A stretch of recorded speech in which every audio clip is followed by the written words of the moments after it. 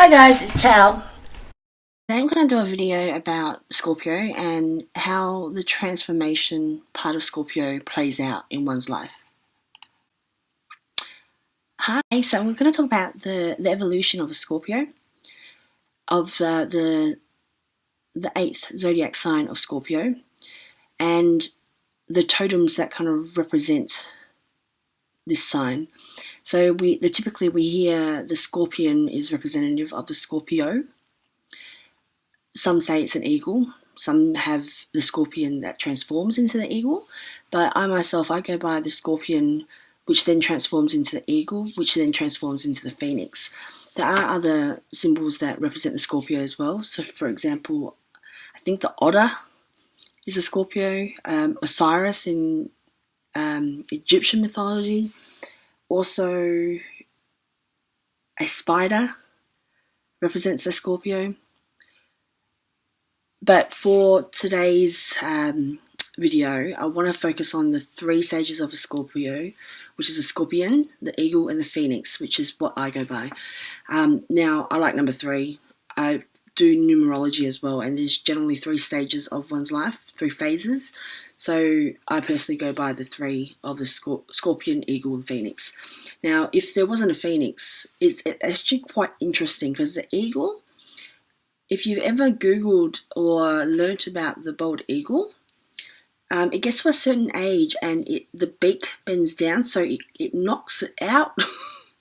So it smashes the beak against like a rock or something, and then until it falls out for a new beak to grow back out.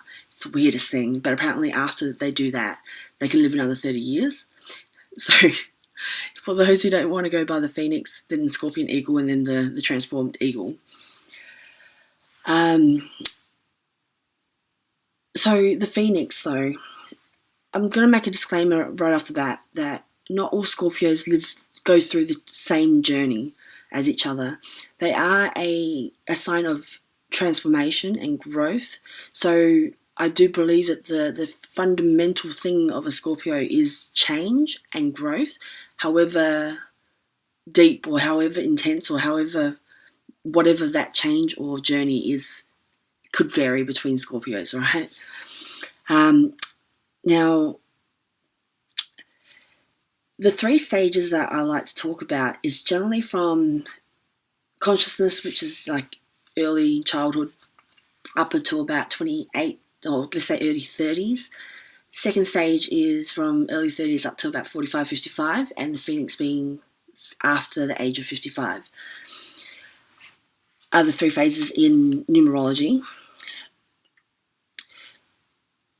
When I look at the scorpion, essentially this is what the Scorpio is generally seen as, the scorpion, where it has a stinger, looks very scary, and it does attack for self-defense.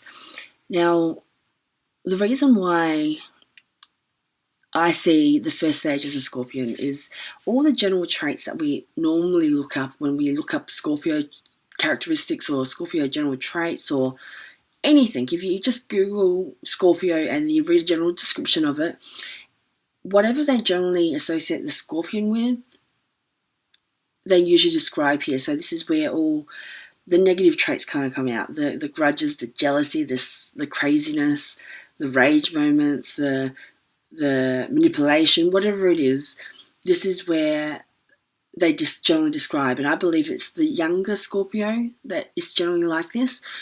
Like the scorpion, it has that stinger, and for self-defense, it will attack immediately. Wouldn't even think about it. It will just, almost a reflex, it will attack as self-defense, and inadvertently it could very well attack it hurt itself.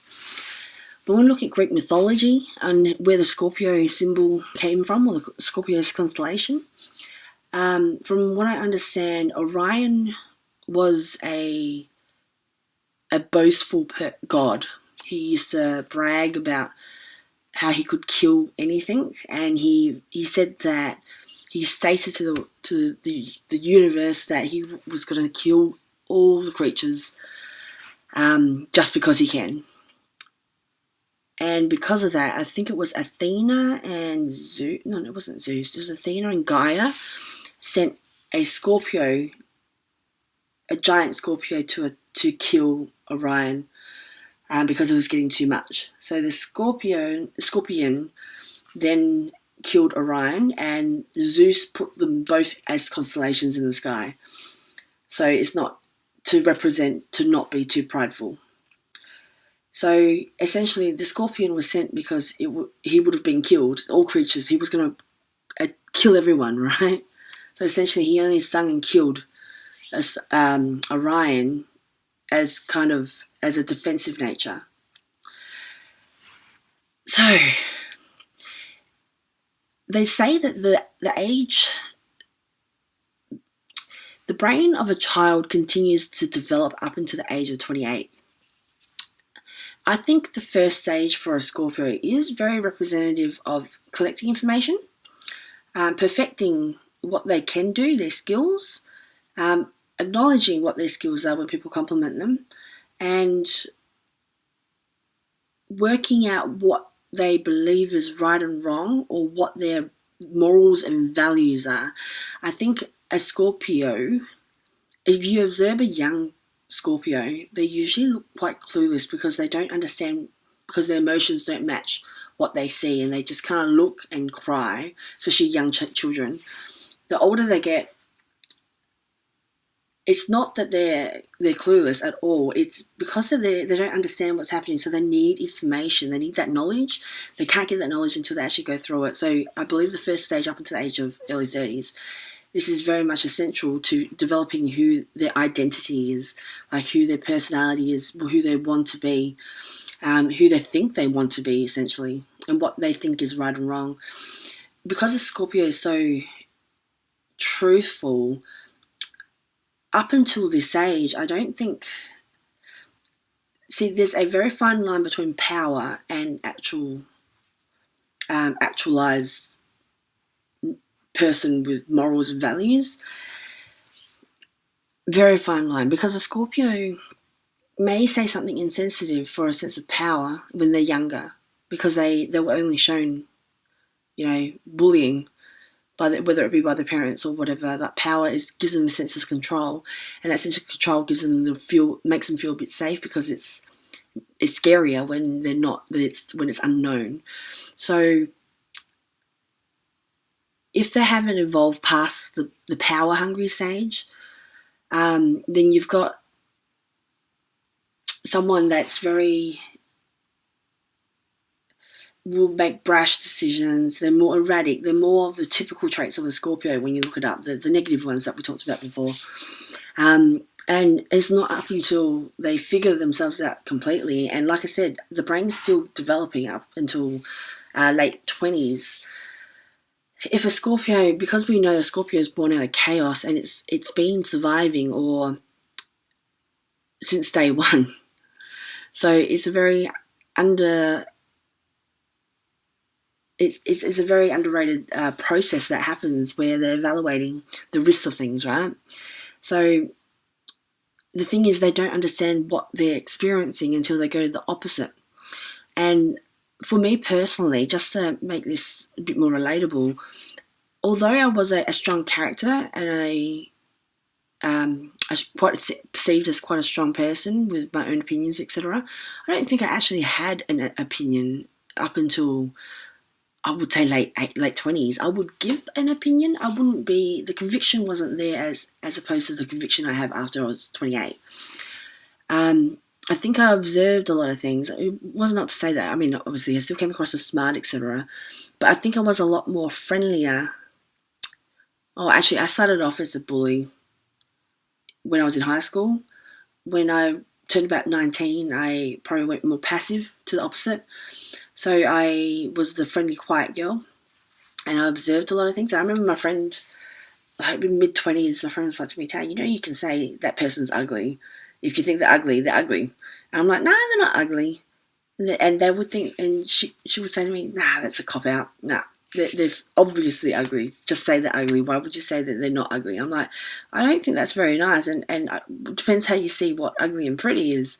I don't think that they're ugly. And I was sitting there going, I don't think I even know how to even form a concept of whether it's pretty or not.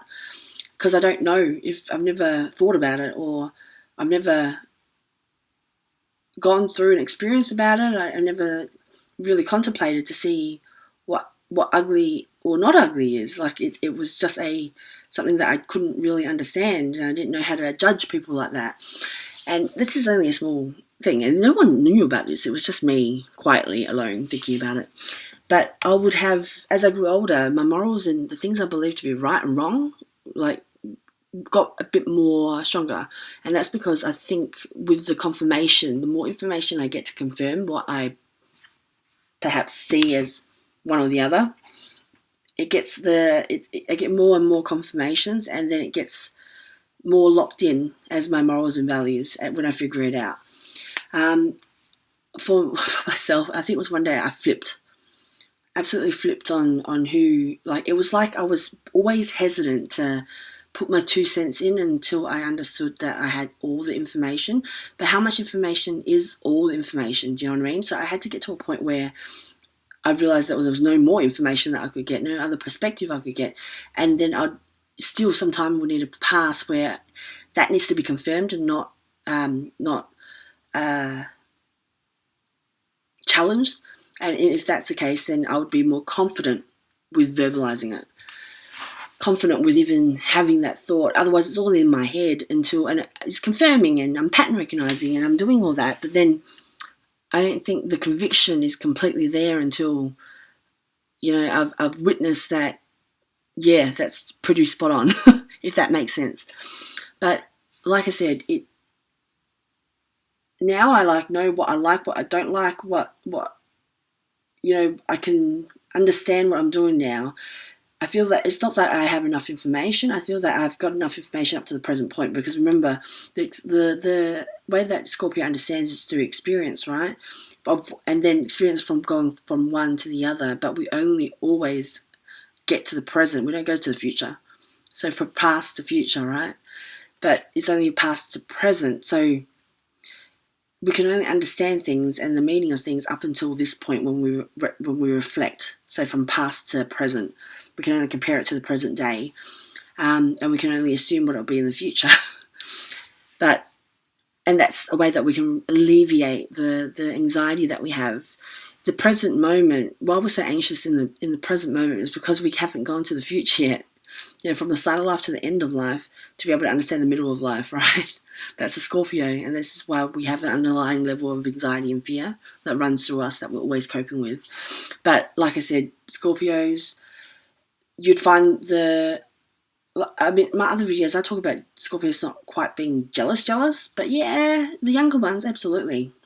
And when I talk about the first stage of a Scorpio, being a Scorpion, I believe that this is the characteristic of the Scorpio. When I come across another Scorpio, it's very crucial that I identify immediately what stage of evolution this Scorpio is at, because this Scorpio will act accordingly to wherever they are.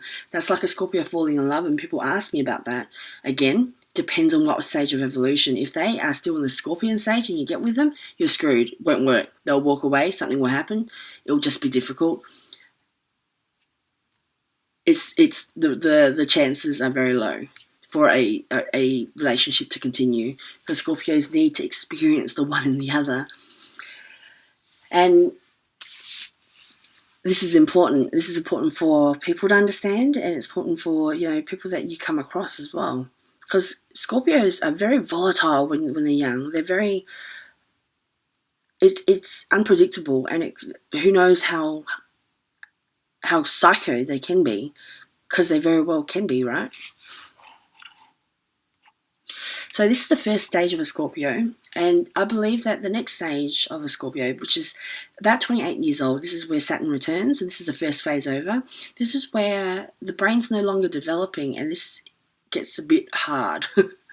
So up until the second stage, essentially what the Scorpios do in the first stage is forming an identity based on what society, culture, and family, people around him or her has seen as a good thing, or encouraged the Scorpio or complimented them so that they form this identity, right? Because a Scorpio feels safe when they know that they're good at something. So if somebody acknowledges a trait of yours that's good, you kind of identify with it, because that's good to feel that you're great at that, and there's no uncertainty or anything like that. So you're not in a state of constant fear. So you kind of ride the compliments a lot, because that's a great place to be, right? And this is where Scorpios can come out as narcissistic just because they don't understand yet. So, and then we continue into half the stage of the second phase, which is the eagle. So now the eagle, the totem changes to an eagle, where the eagle flies above and looks down, a bird's eye view of everything. It can see everything in sight. And when it wants to feed, it will see its prey and then it will swoop to kill. It's very purposeful, very, very, very with a purpose. They don't do anything willy-nilly, because they can see and they understand more here, right? The eagle understands more here. But the thing is, with this stage, when we transition from stage 1 to stage 2 of the eagle, it gets a little bit uncomfortable here, because essentially we're forming our morals and values on who we want to be in stage 1 and collecting information and knowledge and experience. Stage 2, where we've kind of got that now, and we kind of go soaring on into the path that we think that we want. And this could be success or whatever our identity and our ego has been weighing on. This is where we're going to go soaring in whatever path that you want. And Scorpios will be good at any career decision they want. Doesn't mean that they really deep down want to do that. It's the wave that they've been riding that they know that they're good at, right? Or what they think they're good at. So the Scorpio will then build up more on the ego. And this is where they achieve. This is about success. This is about gains, right? This is about accomplishments. They can do whatever they want. They understand their skills. They understand what they can do with their skills. And this is where they kind of ride the wave of happiness, because it makes them feel good when they do this, but they're riding the ego. But it gets to a certain point during stage 2 where, like the eagle that I mentioned earlier, where he like bangs his beak until it falls off so a new one can fall. This is the destruction. And it doesn't destruct until there's a problem, right? And usually the problem is figuring out that everything that you built yourself up to be in stage 1 is not quite who you want to be. And there's a realization of that after that eagle goes up the mountain, gets to the top and goes, oh, this is not really fulfilling. This is where heart matters kind of come out. Like, this is the urge to understand love and the urge to, grow internally, right? Because there's no more, if you're not constantly growing, a Scorpio gets uncomfortable. So you get to this point where you're trying to look at other alternative ways to understand, different perspectives of understanding the other side of you, the feminine side of you, the emotional side of you. And this is where the heart comes up to play. And this is a hard place, right? Because you either plateau and don't grow, and that's uncomfortable for a Scorpio, because you're meant to keep evolving, right? That's not to say that Scorpios don't not evolve. So there may be some out there that don't evolve. They may be content with it. But ideally, the Scorpio is represented by transformation, death, and rebirth. This is going to grow. However way or not, it's going to grow. So how I see from stage 2 to stage 3 is that they spend part of stage 2 deconstructing who they are and looking and understanding the alternative side of them. Then it will get to a certain point where, when we're older, they will be needing to self-destruct this identity or ego that the Scorpio has kind of made for itself. They've realized that they're not just that, but yet they're nothing without that. Death is like the dark night of the soul, or just everything that you understand yourself to be and what you like to be destroyed, completely destroyed. Now, this is my personal belief because I kind of went through a similar situation. Doesn't mean I've evolved, but I've went through the identity crisis, which is really difficult for a Scorpio, because the Scorpio has been forming this identity or putting this identity together ever since it became conscious, a conscious mind. You know, like they've been forming this person. This is everything you know yourself to be. And if you ever question who you are, this is pretty much essentially ripping that carpet from underneath your feet and pushing you off the cliff so you can continuously fall forever. It's unnerving to be able to know that you no longer have that identity. And for me, when I wanted to go back home to work on, you know, my like emotional stuff and the root of like my family, I went so without thinking. And when I got there, I was removed from my career, removed from the role that I played, removed from my friends, removed from who I saw as everything I was, you know. And I went back to, I was in a different environment, I was eating differently, everything was different, I had no friends here, a different job, wasn't very good at that job. And then I went through an identity crisis, and it sounds like it's nothing, but it was the worst thing in my life. Like, it was horrific. I never understood how much I identified with who I was back in my previous state. I didn't know the significance of just even being seen as smart, or having people around me who knew who I was, or knew what I'd gone through and my strength or anything like that. I didn't know that I had clung onto that fact, that identity, and without it, I felt like lost in an extremely. It was just horrible. I kept asking myself, who am I? And then I got to a point where I started questioning my own thoughts and my likes, my interests, because if that was like, everything was no longer me, you know what I mean? Like, it was like I had to question my thoughts, and I was second guessing myself and everything, because I had no longer my identity. My identity was, I've already lost that. So who am I? What do I like? What do I do? And it was so stressful. It went on for like a year. I think I developed narcolepsy from it. I developed all these illnesses. I was in and out of hospital. I just couldn't cope with not having an identity. Who knew I had this big of an issue? But they kept saying, you know, when I look it up, they kept saying you gotta let yourself fall into the abyss.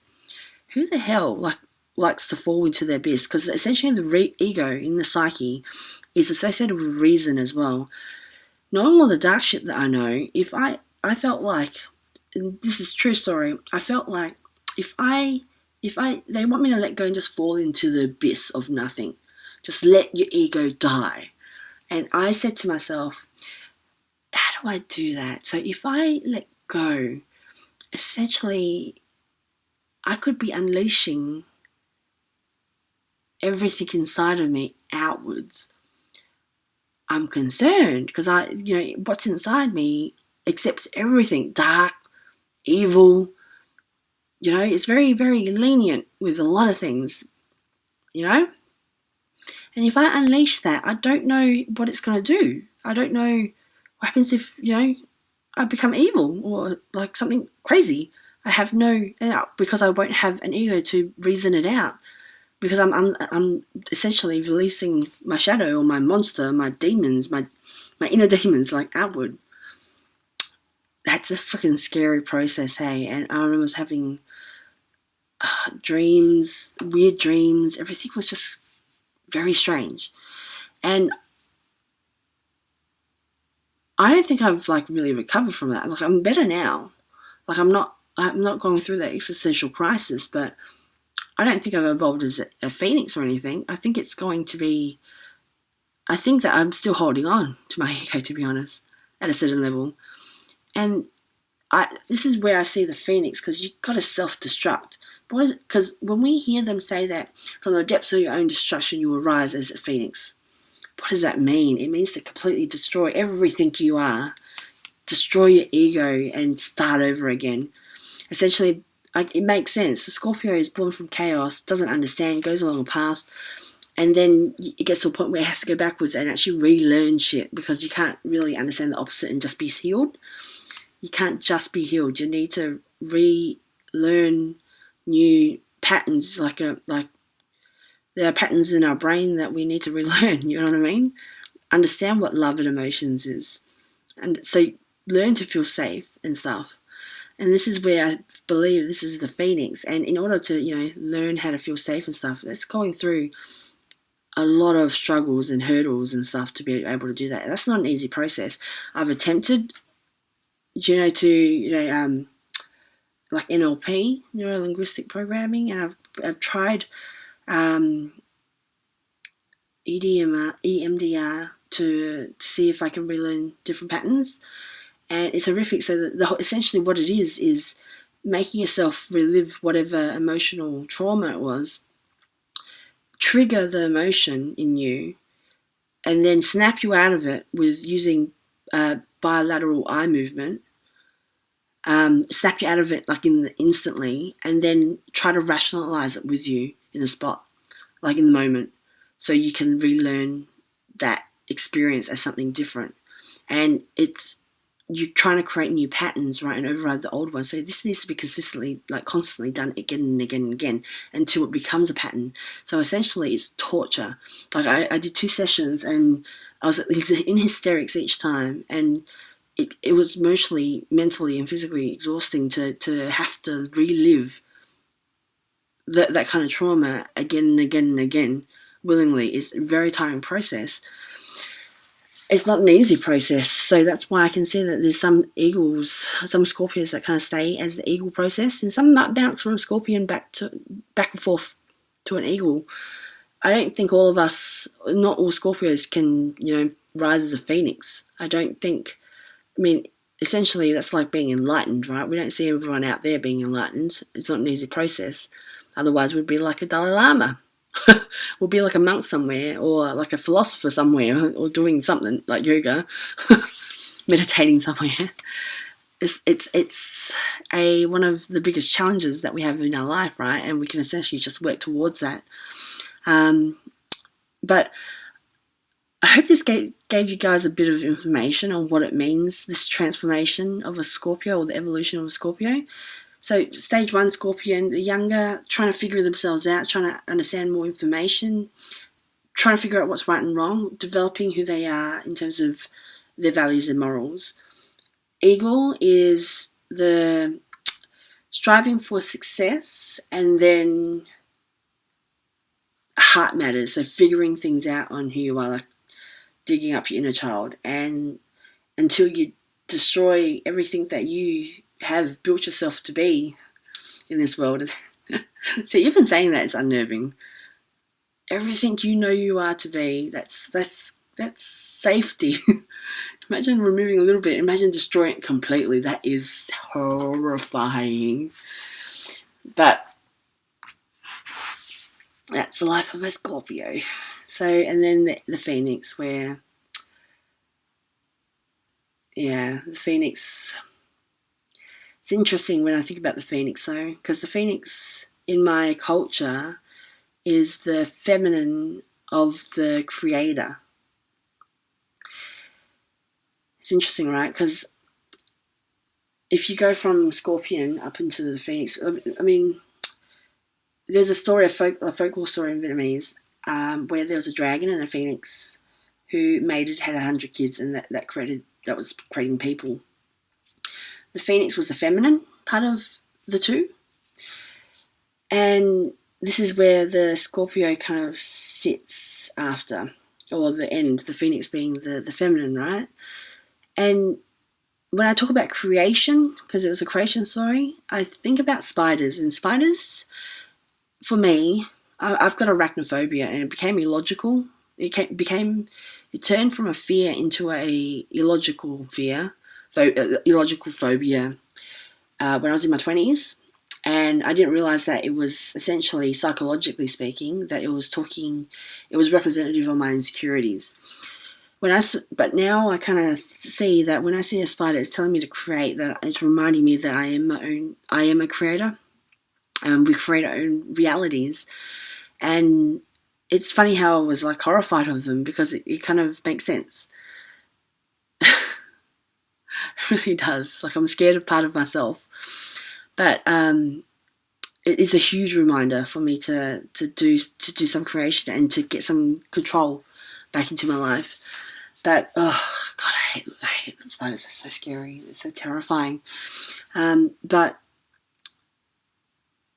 yeah, let me see if there's anything else I need to say. I think that was pretty much it. I hope that kind of gave you guys a bit of more information about the evolution of a Scorpio. I know astrologers kind of talk about it quite a bit, but then they don't really elaborate on what that means for people in real terms. It just seems like they're yapping on about astrology like a story that kind of doesn't make sense, and we can't really relate to it because we haven't gone through it. But I hope that gave you a bit of information on how the phases kind of work, just to give it yourself or your life a little bit of context on where you're heading. But that's all for now, I think. Thanks, guys.